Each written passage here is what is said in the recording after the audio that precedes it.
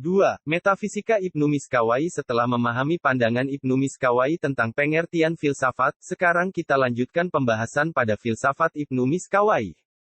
Salah satu pemikiran filsafat Ibnu Miskawai ialah tentang metafisika. Karya atau pemikiran Ibnu Miskawai yang lengkap tentang metafisika dapat dilihat pada karyanya yang berjudul Al-Fawz Al-Ashgar.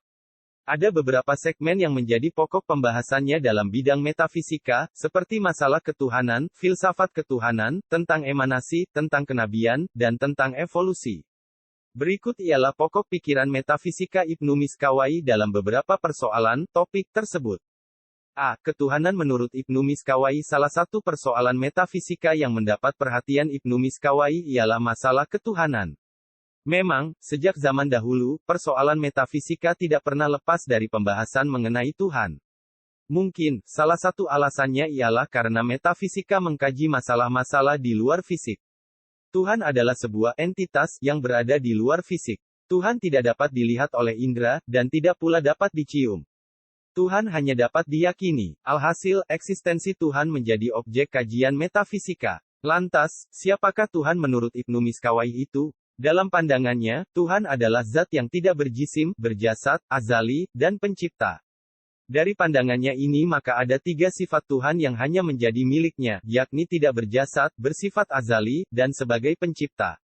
Dalam masalah ini, tampaknya pemikiran Ibnu Miskawai terpengaruh oleh pemikiran Al-Farabi dan Al-Kindi, 2 filsuf muslim terkemuka yang berhasil memadukan Islam dan filsafat. Sebagai efek dari pandangannya tersebut, Ibnu Miskawai berkeyakinan bahwa Tuhan itu esa dalam segala aspek. Tuhan tidak terbagi-bagi, dan tidak mengandung kejamakan, serta tidak satu pun yang setara dengannya.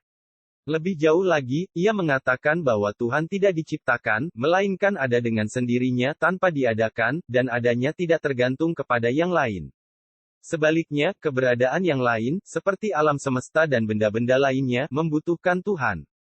Pemikiran Ibnu tentang Tuhan tersebut membuktikan bahwa ia merupakan filsuf yang sangat religius. Pandangannya tentang Tuhan tidak bertentangan dengan ajaran Islam. Ia juga menyatakan bahwa alam semesta diciptakan Allah SWT, dari sesuatu yang tiada sehingga menjadi ada, karena penciptaan dari bahan yang sudah ada tidak ada artinya. Nah, pandangannya tersebut memiliki kesamaan dengan pandangan Al-Kindi, dan berbeda dari Al-Farabi. Sebab Al-Farabi berkeyakinan bahwa materi yang digunakan untuk menciptakan alam semesta sudah ada, bukan dari tiada menjadi ada, melainkan dari ada menjadi ada sehingga Al-Farabi berpendapat Allah SWT menciptakan alam dari materi yang sudah ada. Ibnu Miskawai juga memiliki pandangan dualisme tentang zat Tuhan. Di satu sisi, ia menyatakan bahwa Tuhan adalah zat yang jelas, sementara di sisi yang lain, ia menyatakan bahwa Tuhan adalah zat yang tidak jelas. Tentu saja, Ibnu Miskawai berpendapat demikian bukan tanpa alasan. Menurutnya, Tuhan dikatakan zatnya jelas adalah karena dia yang hak, benar. Yang benar adalah terang. Sementara itu, Tuhan dikatakan tidak jelas karena kelemahan akal pikiran manusia yang terbatas untuk menangkapnya.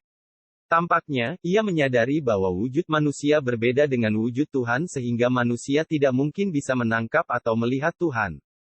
Ibnu Miskawai juga membahas tentang pembuktian adanya Tuhan. Menurutnya, seseorang dapat dengan mudah membuktikan adanya Tuhan. Mengapa? Sebab kebenaran tentang Tuhan telah terbukti pada dirinya sendiri. Tetapi, yang menyebabkan manusia sulit untuk membuktikan adanya Tuhan ialah karena keterbatasan akal manusia yang tidak mungkin mampu menjangkaunya.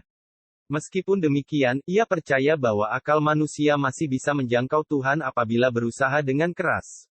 Salah satu jalan untuk bisa membuktikan adanya Tuhan ialah dengan sabar. Menurutnya, sabar menghadapi berbagai kesukaran, pasti akhirnya sampai juga, dan akan memperoleh bukti yang meyakinkan tentang kebenaran keberadaannya.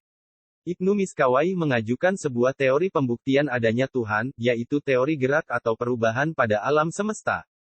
Teori pembuktian Tuhan ini terpengaruh oleh pemikiran Aristoteles tentang gerak. Dalam pandangan Ibnu Miskawai, Tuhan adalah pencipta segala sesuatu, yang dalam pandangan Aristoteles dikenal dengan istilah penggerak pertama yang tidak digerakkan. Ibnu Miskawai selanjutnya menyebutkan bahwa tiap-tiap bentuk berubah digantikan oleh bentuk yang baru. Kemudian, ia menjelaskan tentang proses gerak atau perubahan tersebut sebagai berikut, dalam pertukaran bentuk yang satu kepada bentuk yang lain, bentuk yang lama menjadi tiada. Demikian pula selanjutnya, jika bentuk kedua ini digantikan dengan bentuk ketiga maka bentuk kedua menjadi tiada, dan seterusnya. Selanjutnya, perihal penciptaan alam semesta oleh Tuhan, Ibnu Miskawayh menganut teori emanasi dari Neoplatonisme yang dalam praktiknya berbeda dengan emanasi Al-Farabi dan Ibnu Sina. Lantas, seperti apakah teori emanasi Ibnu Miskawayh? Jawabannya akan dibahas pada poin berikutnya.